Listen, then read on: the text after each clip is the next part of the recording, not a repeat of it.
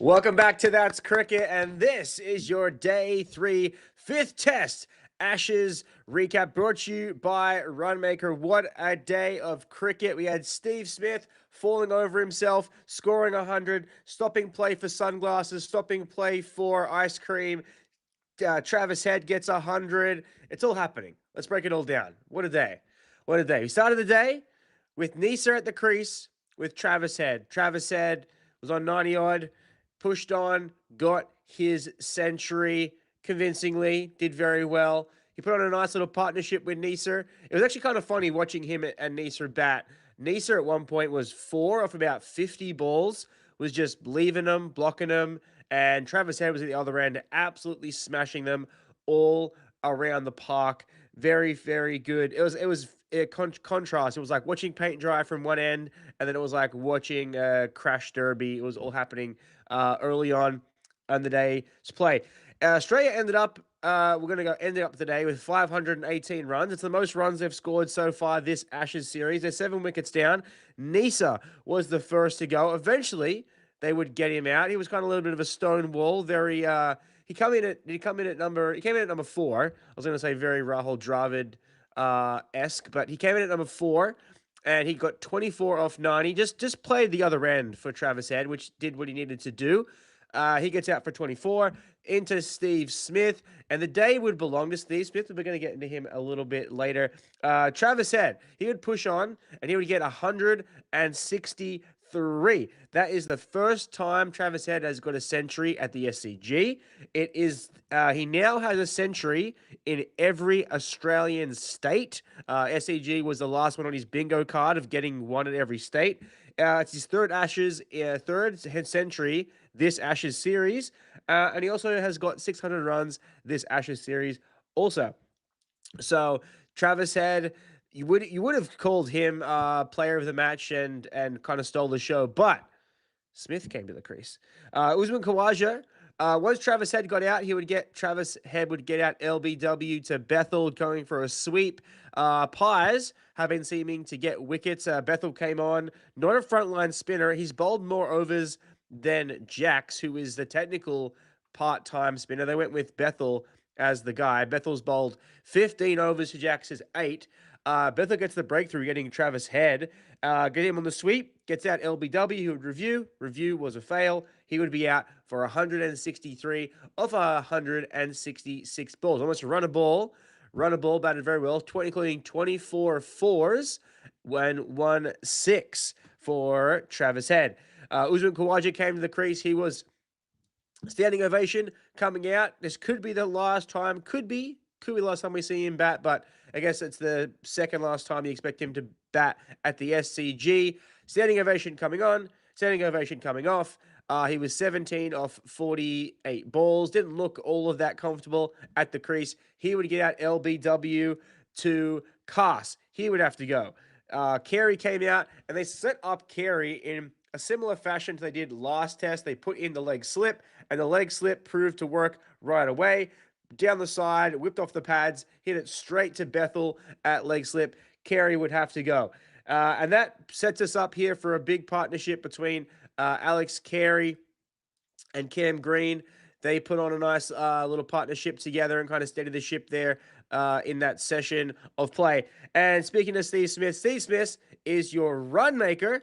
And this segment is brought to you by Runmaker. Runmaker VR is your very own indoor net facility from the comfort of your own home. With Runmaker, you can train wherever you want with life pace, refining your technique with real-time feedback, and take on sessions inspired by legends of the game out in the middle. This Ashes, don't just be a spectator, own the moment. You can also record your sessions and send them to your coach. You can improve your game out in the middle this season. Your journey to the pitch starts with Runmaker VR. Download Runmaker and save this Ashes with code RunmakerSub DEC-E6EFEA to get 50% off your first 6-month subscription when you sign up before January 31st. Steve Smith getting that century. It is his 37th 100. He moved past 3,636 runs against England to go behind Don Bradman in most runs against England in Ashes. And it's his 13th century against England, which is also now he sits behind Don Bradman with who has 19 centuries against England. It was such a crazy. It was a very Steve Smith-esque performance. He was pointing, he was yelling, he was going up, he was going stopping people walking over the side screen. At one point, he stopped and made Cass take his sunglasses and put them on the back of his head. I posted the clip of it or the screenshot. The sunglasses were actually reflecting and shining a light back at Steve Smith. You can see the glare coming off his sunglasses. I'm surprised that everyone was happy-go-lucky about it, and actually he moved his sunglasses back. But you could see it very clearly. He made him change. Then he stopped play because there was a lady with an ice cream cone. She came down with 5 chalk tops, you know, vanilla ice cream with chocolate on top. Came down the stairs in the middle of the over, stopped the whole over, stopped hold the play so she could get the ice creams to everyone. Multiple people walking up and down the aisles above the side screen. He made them stop. He fell over a bunch of times. Tongue tried to get at his head, fell over, had his head between his legs, falling over. Very animated with the whole up, and every time there was a LBW appeal, or even when they were wide, he was telling the umpire that they were wide. Very animated. And that's what I think he when he's his best, when he's kind of quiet, not really at his best, when he is very animated, that's when Steve Smith is at his best. He's at a not out right now on 129 of 205 balls. He's hit 15 fours and 1 6. He's batting very flamboyantly, very Steve Smith-esque, doing very well. Cam Green was with him and was doing very well, and you were hoping that he would really show that he can actually stay out there, score a nice 50, maybe not get a century, but at least have a chance to really show that he should be in the side. 37 of 64. He would throw his wicket away again. A pull shot off a nothing ball. He did hit a really nice pull shot for 6, but the ball that he got out on, absolute rubbish. Just pulls it out in the deep. Ducker takes the catch off Cass. He would go for 37.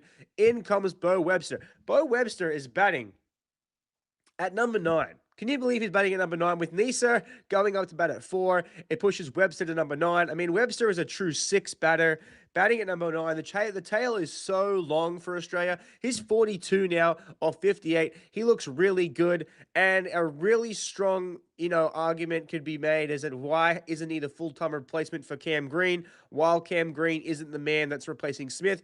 Cam Green is supposed to replace Smith when Smith goes out. Smith isn't out. So why don't we just put Bo Webster into the all-rounder spot and move Cam Green in when he's ready? I don't know. Probably never do it. They didn't pick a frontline spinner. Spin may be needed. We don't know. Australia pushed on to fit 518 runs. The lead for Australia is 134 runs. At this point, it would almost say it's impossible for Australia to lose. With this lead right now, they could get to a situation where they push so far ahead that they could, basically roll England without England chasing that total down. That is a reality.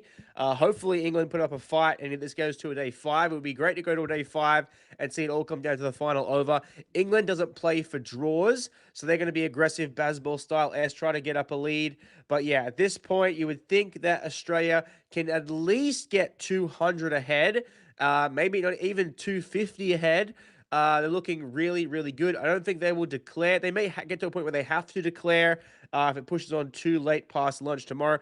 But I do expect they'll bat up until about lunch time tomorrow. So again, the lead for Australia, 134 runs. Love to hear your thoughts in the comments below. And that has been your 5th Test Day 3 recap brought to you by Runmaker.